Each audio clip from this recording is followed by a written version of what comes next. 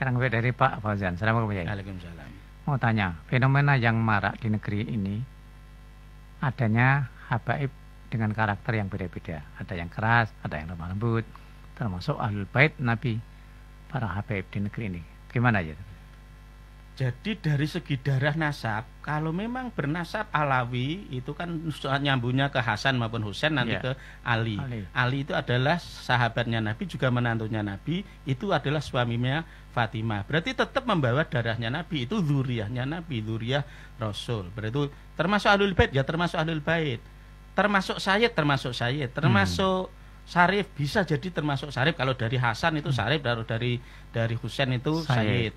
Tapi kalau soal Habib aslinya ya yang itu tadi, keilmuannya mumpuni, akhlaknya baik, memberi contoh pada masyarakat, sebagai pejuang masyarakat, pejuang agama, itu dikasih gelar Habib.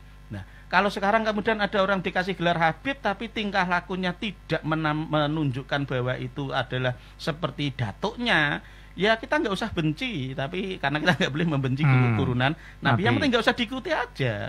Kan kita dikasih akal untuk memilih. Betul. Sesama Habib itu banyak kok Habib yang akhlaknya baik, ilmunya mumpuni, perjuangannya di masyarakat jelas. Ya itu aja yang kita ikuti, tanpa harus kita membenci keturunan Nabi atau Habib yang kebetulan mungkin menurut pandangan kita tidak pas. Kita nggak ikut, kita nggak wajib mengikuti kok. Kan mereka cucu Rasul, tapi mereka bukan Rasul loh. Itu yang harus kita tekankan. Mereka itu anak cucu Rasul, tapi mereka bukan Rasul. Mereka anak cucu Nabi, tapi bukan cucu Nabi. Bukan Nabi. Mereka anak cucu, tapi bukan Nabi. Jadi kalau mereka baik ya kita ikuti, kalau nggak baik ya nggak usah kita ikuti. Wong Nabi aja mencontohkannya, seandainya Fatimah mencuri, saya potong tangannya. Fatimah itu nggak hanya anak cucu, anak kandung loh. Anak kandung saja kalau memang. Tapi Wong Nabi bilangnya lau sarokot Fatimah lah kotok tuh. Ya, seandainya lau itu nggak mungkin terjadi. Dan nggak mungkin Fatimah mencuri, nggak mungkin. Tapi Nabi memberi ketegasan kepada masyarakat. Nabi nggak tebang pilih. Meskipun dia itu Fatimah, anak kandungku, kalau sampai seandainya dia mencuri, akan saya potong tangannya. Artinya kaitannya dengan hukum agama itu Nabi tegas, nggak membedakan itu keturunanku atau bukan. Jadi artinya juga memberi bimbingan kepada kita.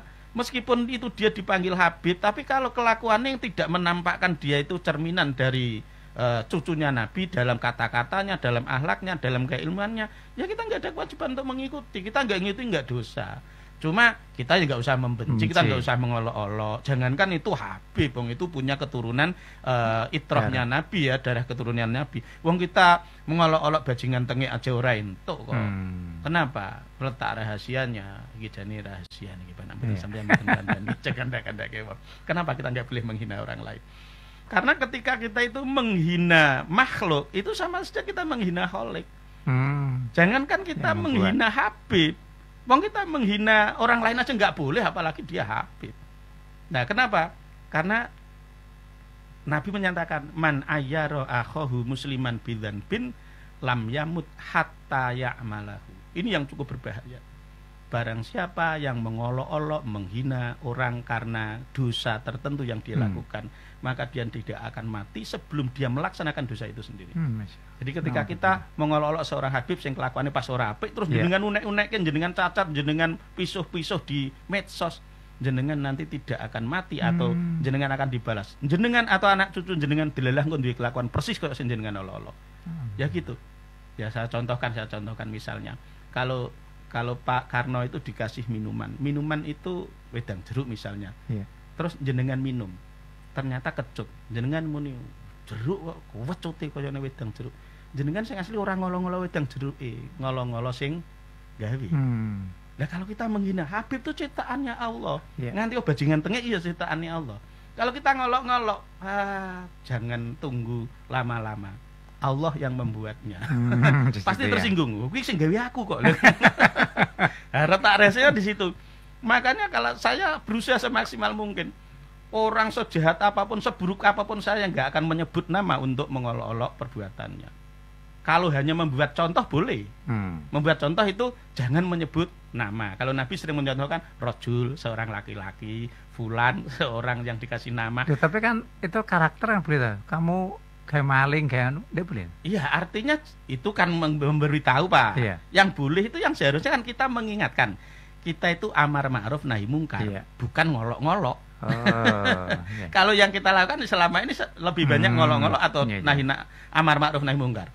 Nahi mungkar itu artinya mencegah agar kemungkaran tidak terulang. Tapi yang lebih banyak kita kan ngolok-ngolok. Iya. Padahal Nabi menyatakan laisal mu'minu bila'anin wala bita'anin. Seorang mukmin tidak mungkin dia itu suka melaknat. Melaknat itu kita ndongake sing elek-elek. Niku misuh niku la'an itu bisa jadi seperti makna misuh, ndongake tapi welek. Cara wong Jawa mbiyen ya samber gelap, muga-muga mati samber bledek gitu ya. Itu la'an, melaknati.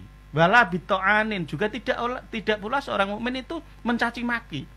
Jadi ketika kita suka mencaci maki kadang ya perlu dipertanyakan, kowe iki mukmin apa ora? Itu sesuai ya. Lah kenapa? Iya, iya. Lah kan Nabi bilangnya laisal mu'minu bila'anin wala bita'anin. Lah kamu kok suka mencaci maki? Lah kowe iki wong mukmin apa ora?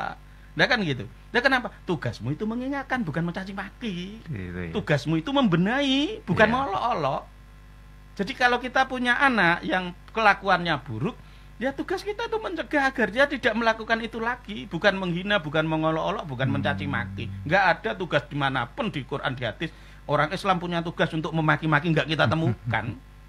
Nah itu jadi bedakan ya antara nahi mungkar dengan memaki-maki, Memaki-maki. mengolok-olok itu enak.